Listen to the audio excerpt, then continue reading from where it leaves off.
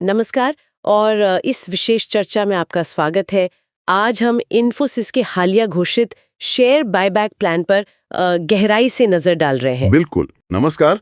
हाँ, ये काफी चर्चा में है आजकल। हमारे पास इस पर एक जानकारीपूर्ण वीडियो का सार भी है जो इस पूरे प्लान के मुख्य पहलुओं को समझाता है। तो आज हमारा लक्ष्य क्या है? हम इस रुपए 18,000 करोड़ के बायबैक की बारीकियों को समझेंगे। बिल्कुल। जैसे कि इसका आकार, प्रस्तावित मूल्य, कंपनी ऐसा क्यों कर रही हो सकती है, और सबसे जरूरी वो टैक्स वाला पहलू। हाँ, शेयर धारकों के लिए इसके टैक्स संबंधी निहितार्थ क्या है, जी। खासकर वो जो नए नियम आए हैं उनके बाद। बिल्कुल। चलिए इस गुत्थी को सुलझाते हैं। चलिए। सबसे पहले बुनियादी जानकारी। इन्फोसिस ने 18,000 करोड़ के शेयर बायबैक की घोषणा की है। ये बहुत बड़ी रकम है। हाँ, काफी बड़ी रकम है। इसके तहत कंपनी करीब 10 करोड़ शेयर वापस खरीदेगी। 10 करोड़ शेयर? जी। और ये उसकी कुल इक्विटी का कितना बनता है? ये करीब 2.5% होगा उनकी टोटल इक्विटी का। ओके, एक्टिवली पार्टिसिपेट करना होगा। एग्जैक्टली। और कीमत वो क्या रखी गई है? कीमत है 1,800 रुपए प्रति शेयर। 1,800। अब यहीं पर मामला थोड़ा दिलचस्प हो जाता है ना? हाँ, क्योंकि जब ये घोषणा हुई थी उस समय जो मार्केट प्राइस चल रहा था उसके मुकाबले ये करीब 20% प्रीमियम पर है। 20% प्रीमियम। और ये भी ध्यान देने वाली बात है कि घोषणा से पहले साल की शुरुआत से इन्फोसिस का शेयर करीब 20% नीचे था। हाँ, वो भी है। तो ये 20% का प्रीमियम निवेशकों का ध्यान तो खींचेगा ही। बिल्कुल। और एक बात और, ये इन्फोसिस का लिस्टिंग के बाद 5वां बायबैक है। 5वां? हाँ। अच्छा। हाँ, लेकिन साइज के हिसाब से देखें तो ये अब तक का सबसे बड़ा है। सबसे बड़ा? पिछले वाले कितने के थे? पिछला बड़ा वाला 2023 में था, 9,300 करोड़ रुपए का। और उससे पहले 2017 में 13,000 करोड़ का था। तो ये 18,000 करोड़ तो पिछले वालों से काफी ज्यादा है। हाँ, काफी सिग्निफिकेंट जंप है।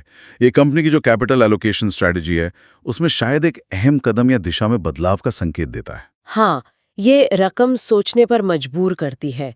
18,000 करोड़। सवाल ये है कि इन्फोसिस ये अभी क्यों कर रही है, खासकर तब जब हम सुन रहे हैं कि पूरे आईटी सेक्टर में थोड़ी सुस्ती है, डिमांड स्लो है। ये बहुत ही सही सवाल है और स्रोत इसके कुछ संभावित कारण बताता है। अच्छा। जैसे कि पहला तो इसे मैनेजमेंट के कॉन्फिडेंस के तौर पर देखा जा सकता है। कॉन्फिडेंस? हाँ, माहौल सुस्त है, ठीक है, लेकिन इतना बड़ा बायबैक लाना दिखाता है कि कंपनी का मैनेजमेंट अपने फ्यूचर ग्रोथ और कैश फ्लो को लेकर काफी आश्वस्त है। उन्हें लगता है कि हालात सुधरेंगे। शायद उन्हें उम्मीद है कि ग्रोथ जल्द ही पटरी पर लौटेगी। लेकिन क्या ये सिर्फ एक मार्केट को सिग्नल देने की कोशिश है, शेयर प्राइस संभालने की? हो सकता है ये पहलू भी हो, पर स्रोत इसे ज्यादातर पॉजिटिव सिग्नल की तरह देख रहा है। दूसरा कारण यह है कि ये कैपिटल वापसी करने की एक रणनीति है। कैपिटल वापस? शेयर होल्डर्स को। हाँ। इन्फोसिस जैसी बड़ी आईटी कंपनियां वो अक्सर कैश काउ होती हैं, बहुत सारा कैश जनरेट करती हैं। तो बायबैक इस एक्स्ट्रा कैश को शेयर होल्डर्स तक पहुंचाने का एक तरीका रहा है। पहले तो ये टैक्स एफिशिएंट भी माना जाता था। अच्छा, और कोई कारण? तीसरा ये हो सकता है कि मैनेजमेंट को लगता है कि शेयर का जो अभी मार्केट प्राइस है वो उसकी असली कीमत से कम है, अंडर वैल्यूड है।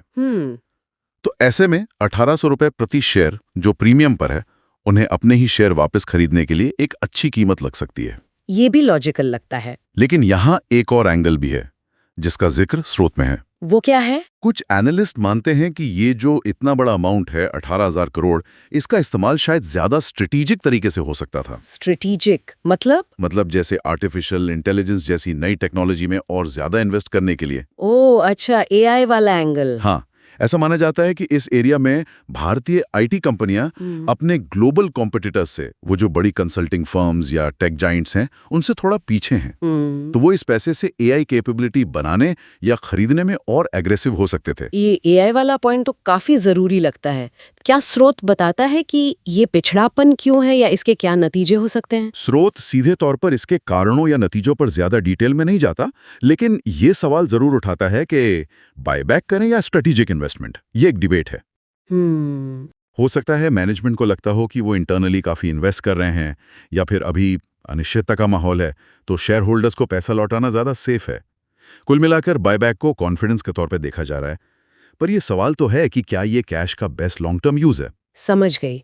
अब अगर हम इसे सिर्फ इन्फोसिस के नजरिए से न देखकर पूरे आईटी सेक्टर के कॉन्टेक्स्ट में देखें तो आपने सुस्ती का जिक्र किया था। हाँ, सेक्टर में नरमी तो है। देखिए, इन्फोसिस ने खूब FY26 के लिए कांस्टेंट करेंसी में सिर्फ 1 से 3% रेवेन्यू ग्रोथ का अनुमान दिया है। बस 1 से 3%? हाँ। और उनके कंपेटिटर्स HCL टेक का भी अनुमान 2 से 5% के बीच ही है। ये नॉर्मल ईयर्स के मुकाबले काफी कम है। इसके पीछे वजह क्या है? AI या कुछ और? हाँ, AI का असर है, जिसने कुछ पुरानी सर्विसेज को डिस्टर्ब किया है, और साथ में ग्लोबल इकोनॉमी की अनिश्चितता, खासकर अमेरिका, यूरोप जैसे बड़े बाजारों में स्लो डाउन, ये मुख्य कारण है। लेकिन क्या कुछ पॉजिटिव भी है सेक्टर में? हाँ, एक अच्छी बात यह है कि कंपनियों की ऑर्डर बुक, जिसे TCV यानी टोटल कॉन्ट्रैक्ट वैल्यू कहते हैं, वो मजबूत बनी हुई है, बल्कि बढ़ रही है। अच्छा, ऑर्डर आ रहे हैं मतलब? बिल्कुल। इन्फोसिस का ही देखें तो Q1 FY26 में उनके टोटल कॉन्ट्रैक्ट्स में 55% बिल्कुल नए सौदे थे, नेट न्यू। अरे वाह, 55% नए सौदे। हाँ, तो ये दिखाता है कि क्लाइंट्स अभी भी बड़े सौदे कर रहे हैं, बस शायद उन सौदों को रेवेन्यू में बदलने में, मतलब एग्जीक्यूट करने में थोड़ी देरी हो रही है। ओके, तो डिमांड पूरी तरह गायब नहीं हुई है, बस स्लो हो गई है। हाँ, ऐसा कह सकते हैं। ठीक है, तो एक तरफ मैनेजमेंट का कॉन्फिडेंस, शेयर होल्डर्स को पैसा लौटाना, मजबूत ऑर्डर बुक, ये सब बायबैक के फेवर में है। लेकिन दूसरी तरफ सेक्टर की सुस्ती और AI जैसे एरिया में और निवेश की जरूरत का सवाल। अब आते हैं उस पहलू पर जो शायद हर शेयर होल्डर के लिए सबसे ज्यादा मायने रखता है, पैसा। प्रीमियम पर बायबैक सुनना तो बहुत अच्छा लगता है। हाँ, सुनने में तो अच्छा है। लेकिन यहाँ टैक्स के नियमों में एक बहुत बड़ा बदलाव हुआ है, 1 अक्टूबर 2024 से लागू। ये समझना बहुत ही जरूरी है, क्योंकि ये सीधा जेब पर असर डालेगा। बिल्कुल सही कहा। ये शायद इस पूरे बायबैक का सबसे क्रिटिकल पॉइंट है जिस पर निवेशकों को ध्यान देना चाहिए। बजट 2024 के बाद 1 अक्टूबर 2024 से शेयर बायबैक पर टैक्स लगाने का तरीका बिल्कुल बदल गया है। पहले क्या होता था और अब क्या है? देखिए, पहले जब कंपनी शेयर बायबैक करती थी तो उस पर टैक्स, जिसे बायबैक टैक्स कहते थे, वो कंपनी खुद भरती थी। अच्छा, कंपनी टैक्स देती थी। हाँ, शेयर होल्डर को जो पैसा मिलता था वो ज्यादातर उनके हाथ में टैक्स फ्री होता था। ओके। अब सब उल्टा हो गया है। नए नियम में टैक्स का बोझ कंपनी से हटकर पूरा का पूरा शेयर होल्डर पर आ गया है। पूरा शेयर होल्डर पर? मतलब इन्फोसिस इस बायबैक पर कोई टैक्स नहीं देगी? नहीं, इन्फोसिस कोई टैक्स नहीं देगी। सारा टैक्स उन शेयर होल्डर्स को देना होगा जो इस बायबैक में अपने शेयर बेचेंगे। ए बाप रे, तो ये काम कैसे करेगा? टैक्स लगेगा कैसे? हाँ, यही पर समझना जरूरी है। शेयर होल्डर के लिए बायबैक से जो भी पैसा मिलेगा, यानी वो 1800 रुपए प्रति शेयर, हाँ, उस पूरी रकम को अब डीम्ड डिविडेंड माना जाएगा। डीम्ड डिविडेंड माना गया लाभांश। हाँ, माना गया लाभांश। और इस deemed dividend per share holder को अपने इनकम टैक्स स्लैब रेट के हिसाब से टैक्स देना होगा। स्लैब रेट के हिसाब से, मतलब जैसे सैलरी पर लगता है। बिल्कुल, ये इनकम आपकी टोटल इनकम में income from other sources head के तहत जुड़ेगी, और उस पर जो भी आपका स्लैब रेट 10%, 20%, 30% प्लस सरचार्जेस है, उस हिसाब से टैक्स लगेगा। ओहो, ये तो बड़ा चेंज है। और कुछ? हाँ, एक और बात, कंपनी यानी इन्फोसिस जब ये पैसा देगी तो पेमेंट करते समय 10% TDS भी काटेगी, tax deducted at source. 10% TDS भी कटेगा? हाँ, ये सेक्शन 194 के तहत जरूरी है। बाद में आप अपनी फाइनल टैक्स लायबिलिटी कैलकुलेट करते समय इस TDS को एडजस्ट कर सकते हैं। ओके, और वो जो शेयर खरीदने की ओरिजिनल कॉस्ट थी, उसका क्या होगा? हाँ, ये सबसे अजीब बात है। वो जो आपकी खरीद लागत थी, वो अब कैपिटल लॉस मानी जाएगी, पूंजी का था नहीं। खरीद लागत कैपिटल लॉस बन जाएगी? ये कैसे हो सकता है? यही नया नियम है। वो लागत अब आपको लॉस के रूप में क्लेम करनी होगी। और इस कैपिटल लॉस का क्या फायदा? इस लॉस को आप भविष्य में होने वाले किसी भी कैपिटल गेन के अगेंस्ट सेट ऑफ कर सकते हैं। मतलब अगर आपको अगले कुछ सालों में शेयर बेचने से या प्रॉपर्टी बेचने से या कहीं और से कैपिटल गेन होता है, तो आप उस गेन में से ये लॉस घटा सकते हैं, जिससे आपका टैक्सेबल गेन कम हो जाएगा। और ये लॉस कितने साल तक वैलिड रहेगा? ये लॉस आप अगले 8 असेसमेंट ईयर तक कैरी फॉरवर्ड कर सकते हैं। बाप रे, ये तो वाकई काफी बड़ा बदलाव है। पहले जहां पैसा लगभग टैक्स फ्री था, अब पूरी रकम पर स्लैब रेट से टैक्स और कॉस्ट बन गई लॉस। क्या हम इसे एक उदाहरण से समझ सकते हैं? थोड़ा आसान हो जाएगा शायद। हाँ, बिल्कुल। एक उदाहरण लेते हैं। मान लीजिए कोई निवेशक है, मिस्टर ए। उनके पास इन्फोसिस के 100 शेयर हैं, और उन्होंने ये शेयर मान लीजिए 1000 रुपए प्रति शेयर पर खरीदे थे। तो कुल लागत हो गई 1 लाख रुपए। ठीक है। 100 शेयर 1000 रुपीस की कॉस्ट पर। और बायबैक प्राइस है 1800 रुपए। वो अपने सारे 100 शेयर टेंडर कर देते हैं। ओके, तो नए नियम के हिसाब से मिस्टर ए को जो पूरी रकम मिलेगी, यानी 100 share 1800 rupees is equal to 1,80,000। हाँ, 1,80,000।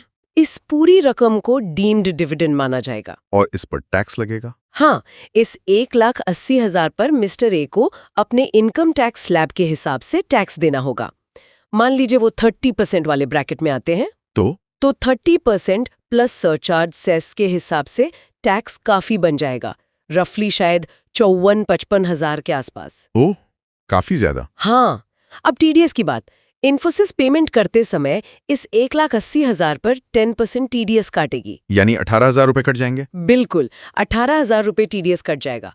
तो मिस्टर ए को हाथ में कितने मिलेंगे?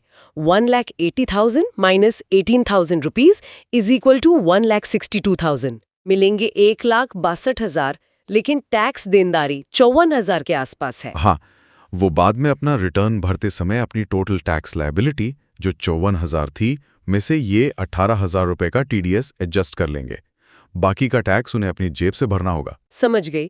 और वो जो 1,00,000 रुपए की कॉस्ट थी, उसका क्या हुआ? वो 1,00,000 रुपए अब मिस्टर ए के लिए 1,00,000 रुपए का कैपिटल लॉस बन गया, जिससे वो फ्यूचर के गेन से सेट ऑफ कर सकते हैं। हाँ, अगर उन्हें अगले 8 सालों में कोई कैपिटल गेन होता है तो असल में पूरा 18,000 रुपए टैक्सेबल है स्लैब रेट पर, और 1,000 रुपए की कॉस्ट लॉस बन गई। ये तो उन लोगों के लिए काफी नुकसानदायक लगता है जो ऊंचे टैक्स ब्रैकेट में है। बिल्कुल, इससे टैक्स एफिशिएंसी का सवाल उठता है। ये नई व्यवस्था खासकर HNIs के लिए, मतलब हाई नेटवर्थ इंडिविजुअल्स के लिए, पुरानी व्यवस्था से बहुत कम टैक्स कुशल है। काफी कम। पहले कंपनी करीब 20% टैक्स देती थी, अब शेयर होल्डर 30% या उससे भी ज्यादा दे सकता है। नेट रिटर्न काफी कम हो गया। क्या ऐसा भी हो सकता है कि कुछ लोग जैसे छोटे निवेशक या वो जिन्हें लगता है कि उन्हें फ्यूचर में कोई कैपिटल गेन नहीं होगा, इस कैपिटल लॉस का फायदा ही ना उठा पाए? ये बहुत ही वैलिड पॉइंट है। जी हाँ, अगर किसी को अगले 8 साल में कोई कैपिटल गेन नहीं होता तो ये कैपिटल लॉस उनके लिए बेकार हो जाएगा, लैप्स हो जाएगा। तो उनके लिए तो पूरी बायबैक रकम पर टैक्स लग गया बिना कॉस्ट के फायदे के। प्रभावी रूप से हाँ, उनके लिए काफी नुकसानदेह हो सकता है। और स्रोत में ग्रैंडफादरिंग क्लॉज हटने की भी बात थी, वो क्या है? हाँ, वो भी एक टेक्निकल लेकिन इंपॉर्टेंट पॉइंट है। देखिए, 31 जनवरी 2018 से पहले खरीदे गए शेयरों पर लॉन्ग टर्म कैपिटल गेन निकालते समय एक सुविधा थी। क्या सुविधा? आप कॉस्ट के तौर पर या तो अपनी ओरिजिनल खरीद कीमत ले सकते थे, या फिर 31 जनवरी 2018 का जो मार्केट प्राइस था वो ले सकते थे, अगर वो ज्यादा हो। अच्छा, इससे गेन कम हो जाता था। हाँ, पुराने निवेशकों का टैक्सेबल गेन अक्सर काफी कम हो जाता था। अब ये जो नया डीम्ड डिविडेंड वाला सिस्टम है, इसमें ग्रैंडफादरिंग का कोई रोल नहीं है। मतलब वो 31 जनवरी 2018 वाली कीमत का फायदा नहीं मिलेगा? नहीं मिलेगा। आपकी जो वास्तविक खरीद लागत है वही कैपिटल लॉस की गणना के लिए इस्तेमाल होगी। तो जिन लोगों ने बहुत पहले बहुत सस्ते में शेयर खरीदे थे, उनके लिए ग्रैंडफादरिंग का फायदा ना मिलना और पूरी रकम पर टैक्स लगना इस ऑफर को और भी कम आकर्षक बना सकता है। तो ये पूरी तस्वीर तो काफी बदल गई है। चलिए इन सब बातों का सार निकालते हैं। एक निवेशक को इन्फोसिस के इस बायबैक के बारे में सोचते समय किन मुख्य बातों पर ध्यान देना चाहिए? पहली बात तो ऑफर खुद है। 18,000 करोड़ का बड़ा बायबैक 1,800 रुपए प्रति शेयर के प्रीमियम भाव पर। हाँ, प्रीमियम तो है। ये टेंडर ऑफर के जरिए होगा, तारीख अभी आनी है। प्रीमियम आकर्षक लगता है पहली नजर में। बिल्कुल। दूसरी बात, ये बायबैक संकेत क्या देता है? जैसा हमने डिस्कस किया, ये आईटी सेक्टर की चुनौतियों के बावजूद मैनेजमेंट का कॉन्फिडेंस दिखाता है। हाँ। लेकिन साथ ही ये सवाल भी है कि क्या ये पैसा एआई जैसे फ्यूचर एरिया में लगाना बेहतर होता? हालांकि ऑर्डर्ड बुक मजबूत है, वो एक पॉजिटिव है। सही। तीसरी और शायद सबसे निर्णायक बात, टैक्स का नया नियम। हाँ, ये सबसे जरूरी है। अब टैक्स का पूरा बोझ शेयर धारक पर। पूरी बायबैक रकम डीम्ड डिविडेंड, जिस पर स्लैब रेट से टैक्स लगेगा, प्लस 10% टीडीएस। और आपकी खरीद लागत बन जाएगी कैपिटल लॉस, जिसे आप फ्यूचर गेन्स के खिलाफ सेट ऑफ कर सकते हैं अगर गेन हुआ तो। बिल्कुल। ये व्यवस्था खासकर ज्यादा टैक्स देने वालों के लिए पहले से काफी कम फायदेमंद है। और ग्रैंडफादरिंग का फायदा भी गया। एकदम सही समरी। इसलिए ये फैसला बहुत पर्सनल हो गया है। हाँ, मतलब हर किसी के लिए अलग होगा। बिल्कुल। हर इन्वेस्टर को बायबैक में हिस्सा लेना है या नहीं, ये फैसला करने से पहले अपनी सिचुएशन देखनी होगी। उनकी खरीद कॉस्ट क्या थी, वो किस टैक्स स्लैब में है, क्या उन्हें फ्यूचर में कैपिटल गेन की उम्मीद है जिससे ये लॉस एडजस्ट हो सके। इन सब सवालों के जवाब के आधार पर ही वो तय कर पाएंगे कि 1800 रुपए का प्रीमियम टैक्स देने के बाद भी उनके लिए फायदेमंद है या नहीं। मार्केट में शेयर का प्राइस भी शायद इन्हीं दो चीजों के बीच बैलेंस बनाने की कोशिश करेगा, प्रीमियम का आकर्षण और टैक्स का झटका। तो ये थी इन्फोसिस के 18,000 करोड़ के बायबैक प्लान की हमारी विस्तृत पड़ताल, इसका पैमाना, इसके पीछे के संभावित कारण और सबसे महत्वपूर्ण, शेयर धारकों के लिए बदले हुए टैक्स नियमों का गहरा असर। हाँ, काफी कुछ बदल गया है इस बार, और जाते जाते एक सवाल छोड़ जाते हैं सोचने के लिए। जरूर। अगर हम इसे बड़े परिप्रेक्ष्य से देखें तो ठीक है, ये बायबैक शेयर होल्डर्स को कैश लौटाता है, मैनेजमेंट को कॉन्फिडेंस दिखाता है, लेकिन ये रणनीति इन्फोसिस जैसी बड़ी भारतीय आईटी कंपनी को, या शायद पूरे सेक्टर को, तेजी से बदलते ग्लोबल टेक लैंडस्केप में कहाँ रखती है? मतलब भविष्य के लिहाज से। हाँ, खासकर जब दुनिया एआई जैसी टेक्नोलॉजी को अपनाने की रेस में है और ग्लोबल कॉम्पिटिटर्स बड़े बड़े दांव लगा रहे हैं। कहीं ऐसा तो नहीं कि शेयर होल्डर रिटर्न पर ये जो अभी का फोकस है वो भविष्य की इनोवेशन कैपेसिटी और कॉम्पिटिटिव एज की कीमत पर आ रहा हो? ये वाकई सोचने वाली बात है। हाँ, ये एक ऐसा सवाल है जिसका जवाब सिर्फ आज के आंकड़ों में नहीं, बल्कि आने वाले कल की दिशा में मिलेगा। इसी विचार के साथ आज की ये चर्चा यहीं समाप्त होती है। धन्यवाद।